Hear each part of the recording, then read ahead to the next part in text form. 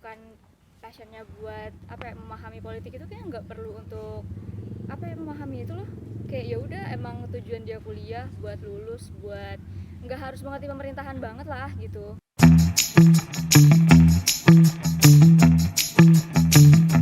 Kan nama aku Sah Malvin Najir, biasa dipanggil Malvin. Halo, aku Aninita Ramachandra Sekar, biasa dipanggil Sekar. Halo teman-teman, kenalin nama gue Dika Surya Pratama, biasa dipanggil Dika. Halo semua, aku Velia Iranda, biasa dipanggil Velia. Halo kawan-kawan, kenalin aku Muhammad Rufan Fikri, biasa dipanggil Fikri. Halo semuanya, hai. Perkenalkan, aku Mira Liza Septiana, biasanya dipanggil Mira. Aku masuk FPIK karena aku mempunyai passion atau tujuan di kelautan atau perikanan.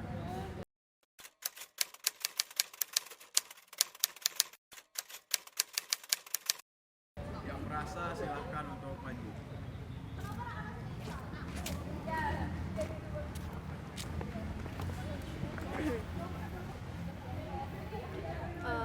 Kalau aku sih, jujur kalau misalnya ditanya passion aku bukan di bidang kelautan dan perikanan. Tapi kalau misalnya ditanya tujuan, aku punya tujuan di sini karena aku lahir dan besar itu di di lingkungan pesisir, dan aku melihat banyak dinamika yang sebenarnya aku sebagai orang pulau atau orang pesisir bisa nyelesain ini, dan salah satu tujuan aku masuk perikanan dan kelautan itu.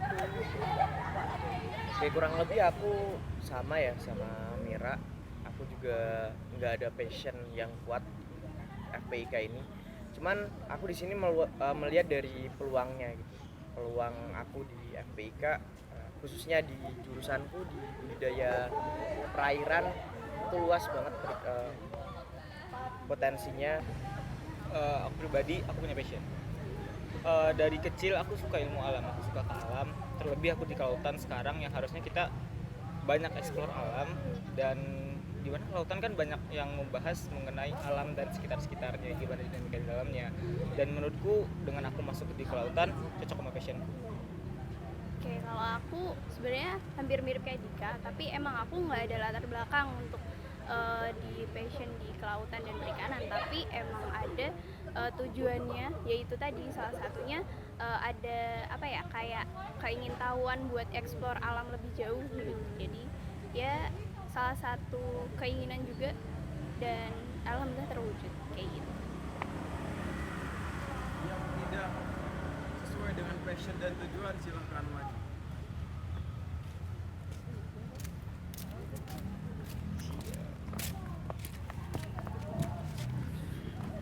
Apa nih?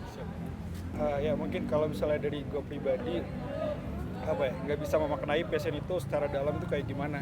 Tapi dalam artian sederhana ya mungkin menurutku adalah sesuatu yang apa yang aku suka dan apa yang sebenarnya ingin aku lakukan gitu. Kalau misalnya ngomongin tujuan pribadi, aku benar-benar ingin sebelumnya menjadi hakim tok gitu. Dalam artian menurutku hakim itu lebih ke arah emang harus hukum gitu, nggak ada yang lain. Dan aku pun selama ini yang aku konsumsi dan yang aku suka adalah hal-hal yang berbau seperti itu. Jadi sebenarnya ya untuk dunia di perikanan dan kelautan ini aku nggak menemukan passion dan aku nggak menemukan tujuan gitu. Tapi seiring berjalannya waktu memang bisa terlihat lagi. Iya, karena finding by doing gitu nggak sih? Ya. Kalau aku emang nggak ada rencana juga di kelautan atau oceanografi, terus maksudnya kelautan as a whole in general gitu ya. Terus juga dari keluarga, teman, lingkungan, latar belakang juga nggak ada yang kelautan juga. Jadi emang lebih aku nyebur aja sih, nyoba-nyoba karena oceanografi namanya unik, terus pas aku coba-coba baca-baca lagi itu kayak masih jarang banget orang yang nyoba. Jadinya ya itu untuk tujuannya juga nggak ada. Tadinya emang aku mau jadi dokter atau nggak psikolog, jadi emang nggak ada sama sekali kepikiran buat ke lautan tadinya. Cuma ya seiring berjalannya waktu survive lah. Tapi kamu menikmati nggak apa yang kamu jalani selama ini? Enggak sih, cuma lebih ke tujuannya bukan buat dinikmati tapi buat survive aja. Jadi ya udah. Tapi kalau misalnya kalian memaknai passion tuh apa? Kalau dariku ya, sama tadi, nggak bisa maknanya secara dalam, tapi setidaknya hal yang kita sukai. Dan menurutku harus ada kesesuaian antara passion dan tujuan yang kita harus jelas. Menurutku hal yang harus kita pertama kita pikirin adalah passion. Kalau misalnya teman-teman nggak setuju, tujuan untuk survive di sini, mending ngapain kita harus masuk ke dalam hal yang kita nggak mau dan kita bertahan kayak istilahnya kalau aku menilainya ngerebetin diri sendiri. Seorang mahasiswa wajib ikut organisasi.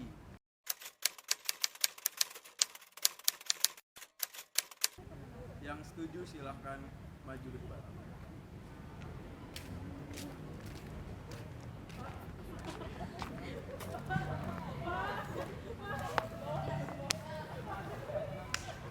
Ya, kalau misalnya menurut dari gue pribadi, mungkin kata wajib harus sedikit dilemburkan ya gitu. Ada sebuah keharusan yang memanggil mahasiswa itu bagaimana mereka bisa memfungsikan dirinya sebagai mahasiswa gitu. Mahasiswa ini kan apa ya, representasi dari suara juga dari masyarakat gitu juga kan gitu. Dalam artian ada kebutuhan gitu yang membuat mahasiswa itu harus sebenarnya ikut campur dalam organisasi gitu. Terlepas dari mahasiswa ini ingin mengembangkan skillnya di tempat lain, menurutku organisasi itu bisa dimaknain luas gitu, dan segala tempat yang menjadi pijakannya mungkin saja itu bisa disebut sebagai organisasi gitu. Dan menurut gue pribadi mahasiswa wajib ikut itu karena emang keterlibatan kita dibutuhkan oleh orang lain gitu, bukan at least dari diri kita pribadi aja gitu. Oke. Wajib itu tidak, tapi aku menganjurkan untuk mahasiswa itu mengikuti organisasi karena organisasi ini dia sebagai fasilitas untuk kawan-kawan mahasiswa menemukan fundamental ilmu gitu, atau ilmu-ilmu yang nantinya teman-teman mahasiswa ini butuhkan untuk digunakan ketika nanti udah lulus di perkuliahan ya. Leadership, terus manajerial, manajemen sumber daya mahasiswa dan segala macamnya. Kalau aku sih wajib atau nggak wajib? Wajib sih karena di organisasi ini kita bisa belajar gitu. Dalam artian kalau dia masuk ke dunia kerja nih, kita berusaha semaksimal mungkin untuk meminimalisir kesalahan kita yang kita perbuat di tempat kerja. Tapi kalau misalnya di organisasi, kita bisa melakukan kesalahan-kesalahan itu untuk kita belajar gitu. Jadi kalau menurut organisasi itu tempatnya kita belajar. Nah, organisasi yang mau kita masukinnya terserah, karena organisasi kan maknanya tuh luas gitu, bukan hanya organisasi dalam kampus ataupun luar kampus gitu. Yang tidak setuju silahkan bertanya.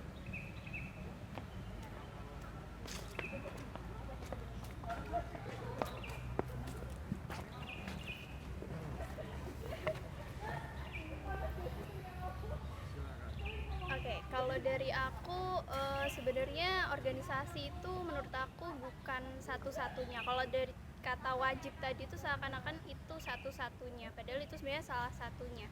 Bisa juga kita ngembangin soft skillnya tuh dengan ikut intern atau ikut hal-hal lain yang di luar organisasi itu. Dan emang bener tadi dibilang sebenarnya organisasi itu cakupannya luas. Organisasi pun di keluarga sebenarnya juga udah masuk organisasi, tapi ya itu tadi balik lagi tuh bukan wajib, menurut aku itu salah satunya, bukan satu-satunya. Tapi kalau kalau internship itu termasuk organisasi nggak sih? Maksudnya dalam internship kan ada kayak hierarki kepemimpinan, maksudnya bukan kamu sendiri yang ikut internship tapi ada pemimpin kamu. Nah itu organisasi nggak sih maksudnya? Ya ini sih sebenarnya harus di breakdown lagi gimana makna organisasi itu yang dimaksud sih, karena Mungkin menurut dia secara kepengurusan kali ya. ya pandangan orang terhadap organisasi itu pasti beda-beda. Kayak gimana? Kayak kalau menurut aku juga sama kayak Anin ya, organisasi itu bukan hal yang wajib. Di sini kan kata wajib kayak saklek banget jadinya kan. Sebenarnya kalau misalnya balik lagi ke mahasiswanya kan, apa yang dicari di organisasi tersebut. Kalau misalnya tadi buat ngembangin soft skill dan lain-lain yang gak harus di organisasi sih, kita bersosialisasi juga itu udah bisa ngembangin soft skill kita berkuliah juga udah ngembangin soft skill kita gitu loh. Lalu kalau misalnya kita ternyata lebih ngincar ke hard skillnya kan nggak harus di organisasi kan, join ke pengurusan dan lain-lain. Atau kalau misalnya kita mau turun langsung ke masyarakat, ya udah ambil volunteer aja, nggak usah kayak harus ikut organisasi dan lain-lain. Terus kalau misalnya emang fokus di kuliahan mereka itu langsung tertujunya ke kerja, kan bisa internship, magang dan lain-lain, atau ikut kegiatan yang bersertifikat gitu loh, ikut pelatihan-pelatihan. Jadi tergantung mahasiswa itu tuh ngincernya apa selama mereka kuliah. Oke, alasanku sama. Cuman kita samain dulu paradigma kita dalam menerjemahkan kata organisasi. aku melihat statement teman-teman bertiga bahwa organisasi ini adalah organisasi mahasiswa, di mana kita harus dengan pengabdiannya, dengan manajemen skill yang harus kita kembangkan dan sebagainya. Tadi udah disampaikan bahwa ini bukan tempat salah satunya, bukan tempat satu-satunya, tapi salah satunya. Kalau berbicara internship tadi, aku maknainya internship di sini internship tuh nggak harus ke BEM, nggak harus ke Hima dan bla bla bla. Bisa kita internship kayak semacam perusahaan ini, kita apply job ini. Itu menurutku kita berorganisasi di luar ya. Bukan kata organisasi sebenarnya udah ada di mana-mana, karena organisasi itu kan tempat bersosialisasi, wadah untuk bersosialisasi. Tapi paradigma berorganisasi ini adalah berorganisasi mahasiswa. Kita samain dulu. Menurutku kalau misal aku setuju dan aku sepakat kalau kita sebagai mahasiswa harus berdampak. Kita harus ada dampak di lingkungan kita, entah itu masyarakat ataupun yang lainnya. Tapi cara berdampak orang tuh beda-beda. Ada yang masuk organisasi dan menyuarakan masyarakat, suara masyarakat. Ada yang ikut pembelajaran dan ini berharap di suatu saat dia akan menghasilkan hal yang berbeda. Kita gampangannya kita menghasilkan jurnal, itu juga berdampak ke masyarakat. Dan dasar yang ada di jurnal itu juga dipakai untuk orang-orang bersuara, oh ini tuh bertentangan dengan hal ini. Dan itu sudah cara untuk berdampak. Kalau misalnya kita ngembangin social skill, kita ngembangin leadership, apa sih yang diajarin di organisasi bisa kita dapat di semuanya. Kita udah di era apa sih sekarang, udah digital, kita bisa dapat semuanya informasinya. Tapi satu hal, kita tidak dapat ilmu jalanannya dalam menjalankan dalam menjalankan ilmu tersebut. Dan organisasi bukan satu-satunya tempat. Menurutku seperti itu. Kalau dari aku tidak sepakat ketika kita harus menyamakan paradigma tentang organisasi, karena ketika kita sepakat maka tidak ada lagi benturan pemikiran di situ. Dan menurut aku sendiri ya, memang untuk melihat organisasi memberikan kewajiban di sana di dalam lingkup mahasiswa mungkin ya tidak menjadi suatu keharusan, tapi mungkin di sini lebih ke arah mewajibkan itu bahwa mahasiswa harus bisa melihat organisasi itu memang gitu, cara belajarnya banyak, cara kita mendapat ilmu itu banyak, dan mungkin cara kita untuk bersosialisasi itu nggak harus organisasi, tapi lagi-lagi gitu kita juga punya aturan mungkin ya. Oke lah, di setiap kampus itu beda-beda gitu. Ada yang emang nggak bisa lulus sebelum join satu pengurusan organisasi yang yang secara formal atau mungkin non formal tapi masih terikat gitu. At least ada satu aturan yang mengikat, itu membuat semua orang itu merasa sadar kalau misalnya ini penting gitu. Menurut aku harus gitu.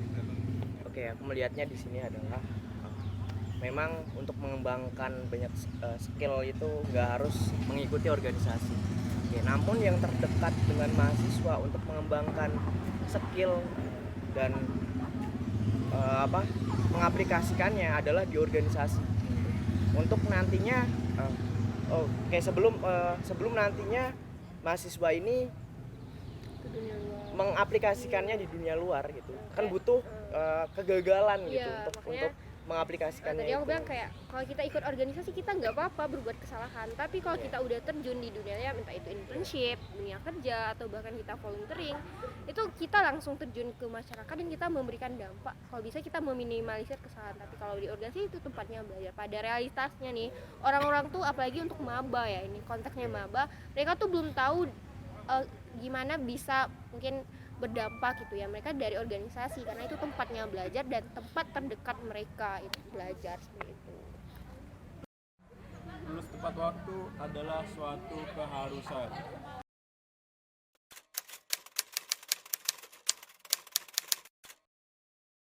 Yang setuju silakan untuk maju.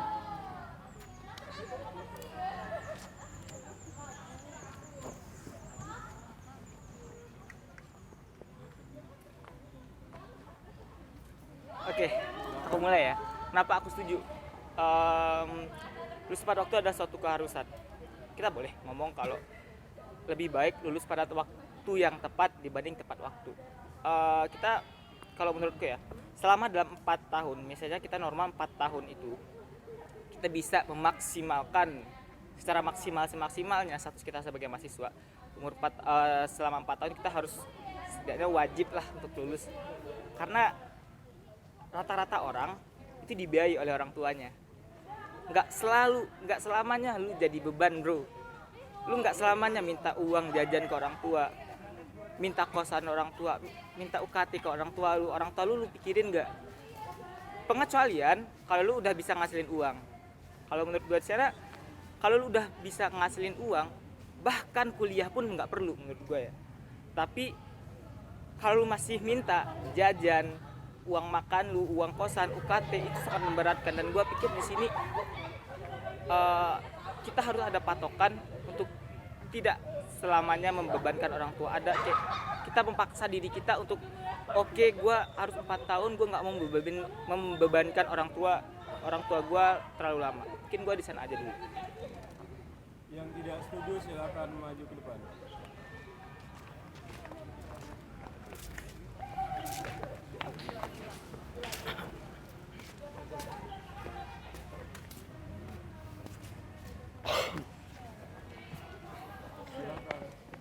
Oke. Oh ya. Kalau ditanya keharusan, kalau menurutku ya nggak harus sih, karena 4 tahun opportunity atau kesempatan yang kita dapatkan, yang kita bisa lakukan sebagai mahasiswa tuh masih banyak gitu. Kayak kita nggak bakal bisa dapat kesempatan itu kalau kita bukan mahasiswa gitu. Dan dalam 4 tahun itu kita nggak bisa memastikan kalau kehidupan perkuliahan kita lancar gitu. Entah itu mungkin ada yang cuti karena mungkin masalah keluarga atau masalah finansial dan menyebabkan dia harus cuti dan melebihi batas untuk lulus gitu. Karena kan dalam perjalanan kita nggak tahu kan yang bakal terjadi. Jadi kalau menurutku lulus tepat waktu 4 tahun itu bukan sebuah keharusan, tapi ya mungkin normalnya gitu. Tapi kalau misalnya kita ada yang nggak lulus 4 tahun, itu oke. Kalau menurut aku kuliah gini nih, parameter tepat waktu orang itu kan beda-beda ya. Tepat waktu itu berapa tahun sih gitu. 4 tahun itu kan cuma normalnya, biasanya, umumnya ya kan. Kalau misalnya mau 5 tahun, 6 tahun, 7 tahun toh kampus kan bakal nyediain sampai 7 tahun nggak sih kalau nggak salah? Iya. Bakal nampung sampai 7 tahun maksimal. Ya, kalau misalnya ada yang mau maksimalin sampai 7 tahun bebas. Kalau misalnya mau 4 tahun bebas juga. Atau misalnya mau 3,5 tahun mereka kayak udah pinter banget melejit. Ya terserah gitu. Ada juga orang-orang yang dalam proses perkuliahan itu kan dikasih kesempatan misalnya perpindahan pertukaran pelajaran ke luar negeri, yang mana itu kan bakal memanjangkan waktu kuliah mereka kan. Ya, itu kan berarti potensi ya, peluang yang bisa diambil gitu loh. Lulus kelebihan cuma pengalamannya dapat pengalamannya lebih banyak gitu. Jadi ya nggak masalah juga gitu, bukan sesuatu yang harus bikin malu gitu. Kalau misalnya lulus tepat waktu juga bangga, cuma bukan sesuatu yang wah banget, karena ya banyak juga ribuan orang yang bisa lulus tepat waktu gitu. Itu bukan sesuatu yang best of the best lagi gitu. Kalau tadi tinjauannya Dika kan dari sisi finansial ya, kalau misalkan finansialnya kita mau terus ngerepotin orang tua atau gimana pun, kita bisa ngelihat tinjauan dari lain kalau misalkan emang ada orang yang finansialnya secara finansial tuh cukup gitu. Jadi dia pengen memaksimalkan itu, bener kata tadi Mira, kesempatan jadi mahasiswa tuh nggak datang 2 kali. Jadi mungkin dia pengen memaksimalkan apa yang dia bisa, misalnya di exchange atau apapun itu yang bisa bagi dia itu mungkin agak telat gitu, tapi bagi itu termasuknya bagi dia tuh itu kayak tepat waktu gitu. Jadi parameternya bener tadi, tepat waktu orang tuh beda-beda dan nggak bisa kita ibaratnya mengeneralisasi itu sebagai satu masalah gitu atau sebagai suatu persoalan gitu. Oke. Aku gak setuju kalau kita harus kuliah atau ya lulus tepat waktu gitu. Karena di dalam kuliah ini banyak hal yang bisa kita explore gitu. Dan aku ngelihatnya juga gini, dengan waktu kuliah yang semakin panjang, kita bisa mencari pengalaman yang lebih luas lagi. Kayak kita pertukaran pelajar ke luar negeri, yang mana nanti outputnya bisa menambah nih semacam semacam pengalaman gitu di CV-nya. Dan itu nanti ketika kita kerja gitu, CV kita ada nih pertukaran pelajar ke luar negeri, itu bisa ada nilai plus gitu di mata perusahaan. Ya kalau misalnya dari aku, kalau ngomongin tepat waktu, sebenarnya goals orang beda-beda, dan kalaupun ditekankan pada sisi finansial, kenapa nggak lulus lebih cepat aja? Harusnya lulus lebih cepat menurut gue gitu. Kenapa nggak ditembak 2 tahun kalau nomor 4 tahun gitu? Kenapa nggak ditembak 2 tahun, 1,5 tahun atau seberapapun bisanya dia lebih cepat gitu?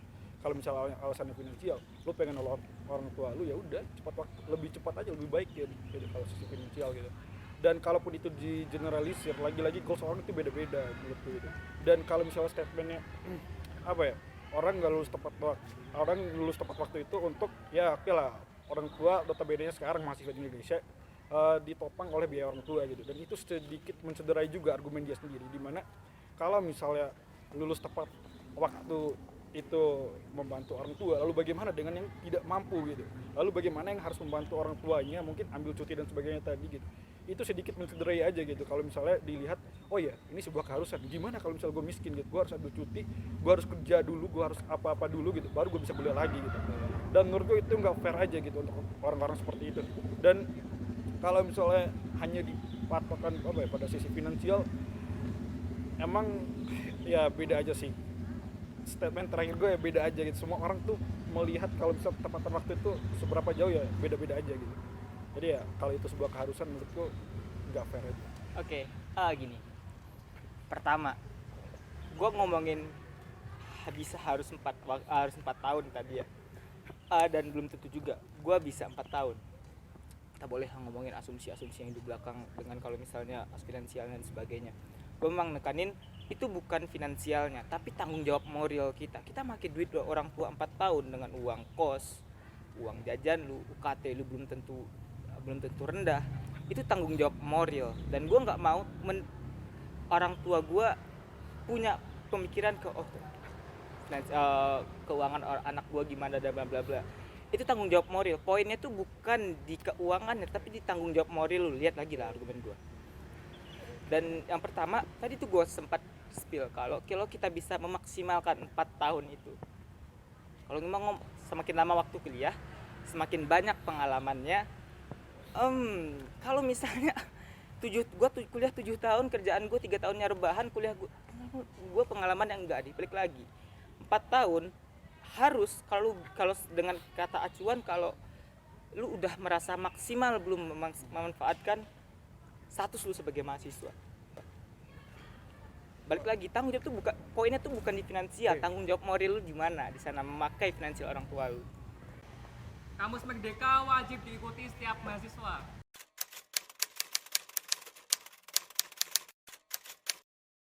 Yang setuju silahkan maju dan duduk.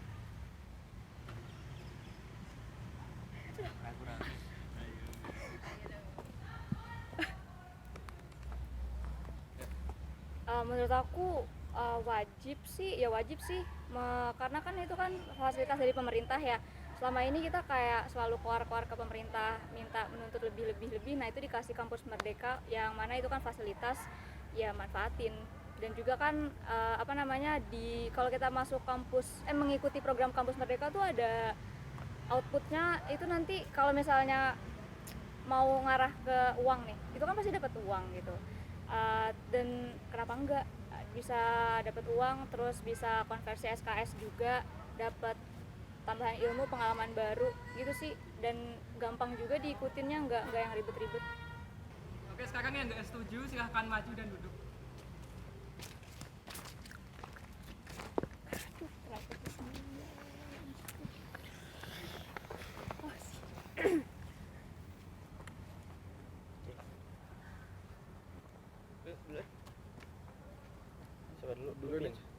Dulu nih.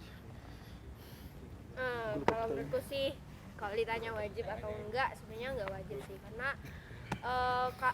kalau untuk aku pribadi nih, yang enggak suka terlibat dalam satu sistem, apalagi yang berkaitan sama pemerintah, kayaknya enggak wajib sih, karena masih banyak wadah-wadah lain untuk kita mungkin magang, terus tukeran belajar selain di kampus mereka juga ada gitu. Jadi kalau menurut saklek wajib tuh sebenarnya enggak gitu, karena masih banyak wadah-wadah yang lain. Tapi kalau misalnya mau difasilitas oleh pemerintah dan mungkin pengen jelas aja itu alurnya kan, karena banyak disosialisasiin, ya ikut gitu, nggak apa-apa. Oke, tergantung idealisme masing-masing sih. Oke, yang aku tangkep dari PP tadi, kalau kampus Merdeka ini kita magang dan dapat uang gitu ya. Iya. Enggak juga sih sebenarnya, lebih kalau misalnya kamu ngelihatnya mau kayak melakukan sesuatu yang dibayar. Selama ini kalau Oke. organisasi deh misalnya, balik lagi ke yang pertama, Oke. kita kan ngelakuin sesuatu tapi ya itu kan pengabdian kita kepada organisasi tersebut kan. Kayak ngelakuin sesuatu dan dibayar gitu. Jadi sebenarnya tuh kampus Merdeka nggak cuman kita ngelakuin sesuatu dan dibayar. Ada banyak jenis kampus Merdeka, yaitu magang, yang satunya magang dan dibayar, terus satunya lagi kita pertukaran pelajar ke kampus lain. Itu dari segi apapun fasilitas dan segala macamnya, universitas yang ada di Indonesia masih banyak yang belum berkompeten gitu, atau belum siap akan hal itu. Jadi aku punya temen nih, di anak Undip, anak FISIP, dia melakukan program kampus Merdeka di Undip dan di UNUT gitu. Dia ngambil kuliah di situ dan waktunya tuh berbarengan gitu. Nah, jadi kurang dalam koordinasi antara keduanya ini gitu, yang membuat aku rasa kampus Merdeka ini tidak wajib untuk diikuti dan masih banyak pertimbangan di dalamnya, perlu pengkajian lebih lanjut. Menurutku juga enggak, karena balik lagi ke idealisme masing-masing, balik lagi ke passion masing-masing. Gimana ntar kita ngambil satu studi kasus aja deh, kalau misalnya aku suka dalam bidang entrepreneur gimana, harus nggak ikut kampus Merdeka. Kalau aku suka ke sosial kemasyarakatan, paradigma aku, pemikiran aku tentang kampus Merdeka ini kan magang dan kita kerja ini, pertukaran mahasiswa dan sebagainya lah, sama tadi. Bagaimana dengan orang yang jiwa entrepreneurnya tinggi, yang emang apa aja semua jadiin duit? Gimana orang yang suka dengan sosial kemasyarakatan? Contoh temanku di sebelah yang emang suka menyuarakan suara rakyat aja. Gimana dengan orang itu? Ya kampus Merdeka itu bukan tempatnya mereka. Ya kita pun balik lagi, setiap orang punya ruangnya masing-masing dan nggak harus. Balik lagi tadi, organisasi kan nggak juga harus. Apakah kampus Merdeka harus? Mungkin aku menambal argumen-argumen sebelumnya. Sebenarnya kalau misalnya kampus Merdeka ini kan sebuah tawaran gitu dari pemerintah yang emang menawarkan kepada mahasiswa gitu, ada sebuah program dan sistem seperti ini gitu. Jadi kalau misalnya sekarang gitu ada satu statement yang mewajibkan mahasiswa gitu, gimana dulu sama programnya ini gitu. Sebenarnya kalau misalnya dilihat dari kampus Merdeka itu masih banyak banget cacatnya gitu. Kemarin juga itu mungkin ada keterlambatan dalam membayar uang, ya ada mahasiswa mengajar dan sebagainya gitu. Nah itu kan masih cacat ya gitu sistemnya gitu. Dan menurut gue ketika itu diwajibkan gitu, harusnya ada kesiapan juga kan dari pemerintah, terutama yang menyediakan program ini sendiri gitu. Jadi kalau misalnya ada statement mewajibkan, aku rasa sistemnya aja belum siap, apalagi mahasiswa ya gitu. Itu sih. Setuju sih, kalau misalkan diwajibkan untuk saat ini kurasa belum, karena mungkin pemerintah atau menteri atau dari atas itu udah bikin suatu sistem yang ibaratnya bagi mereka bagus gitu, tapi implementasinya di lapangan itu nggak segampang itu gitu. Di UNIF pun tadi disebut ada konversi SKS, itu jujur aku ngalamin sendiri gitu. Konversi SKS itu maksudnya pandangan orang-orang atau pandangan kaprodi lah atau dekan lah dan sebagainya itu masih rancu, masih nggak jelas gitu. Jadi emang mungkin dari atas sudah merasa itu hal yang bagus gitu, tapi implementasi di lapangannya belum sebagus itu. Jadi untuk diwajibkan bagiku belum bisa. Setiap mahasiswa harus paham politik.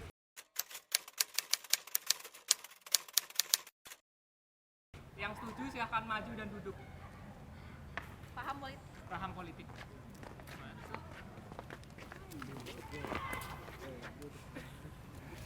Ya nggak bisa diomong, dia bisa dipegang ngomong dulu. Tersospogo juga nanti. Jangan. Paling Pin, lu kan Paling si politik. paling politik, si paling sospol. Ya mungkin Jangan kalau bercanda. dari gue pribadi kenapa harus paham politik, karena emang berdampaknya luas banget dan soalnya jumlah mahasiswa tuh banyak banget gitu dan ya mendominasi lah gitu. Ibarat kita di bagian civitas akademika gitu dan ada masyarakat di luar sana, dan menurut aku gitu representasi dari pemimpin kita adalah bagaimana kualitas mahasiswa kita sendiri gitu. Ya kalau misalnya mahasiswa tidak paham politik, aku rasa pemimpinnya yang terakhir itu adalah dari orang-orang yang sebenarnya terpilih dari orang-orang yang tidak paham dengan politik itu sendiri gitu. Kalau misalnya kita ngomongin politik secara luas gitu, dalam artian ketika bersosialisasi dengan orang aja itu udah termasuk dalam politik menurutku gitu. Bukan menurutku, sebenarnya politik memang seperti itu gitu. Jadi setiap elemen mahasiswa apalagi gitu yang urgent gitu harus paham politik, sebenarnya harus tahu gitu siapa perwajahan dari politik itu sendiri dan sebenarnya bagaimana gitu. Karena kehidupan di dalam lingkaran kampus pun banyak politik ya, belum lagi ngomongin keluar gitu. Jadi ya memang apa ya, oke lah ada yang nggak terlalu dalam banget tapi paham menurutku harus. Oke, ya.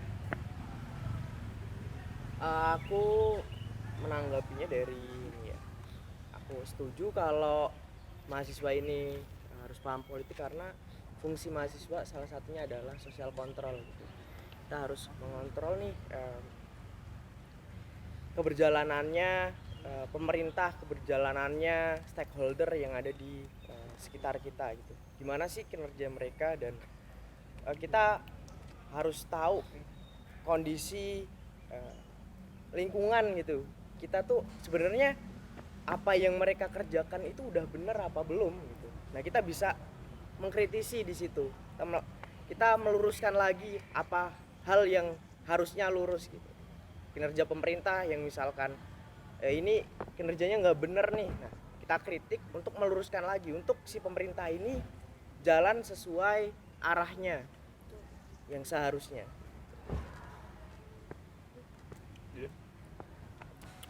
Oh, singkat aja sih, kalau nggak mau dibodohin ya paham politik lah. Saya paham ya, nggak harus terjun nih, paham.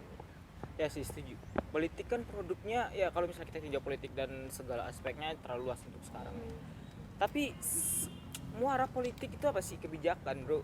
Kebijakan fungsinya buat apa? Buat mengatur. Gue nggak mau orang yang nggak paham bikin aturan tentang gue nggak mau aturan yang gue bikin yang ngatur gue itu cacat, segampang itu kok. Itu aja sih. Yang tidak setuju silakan maju. Berat.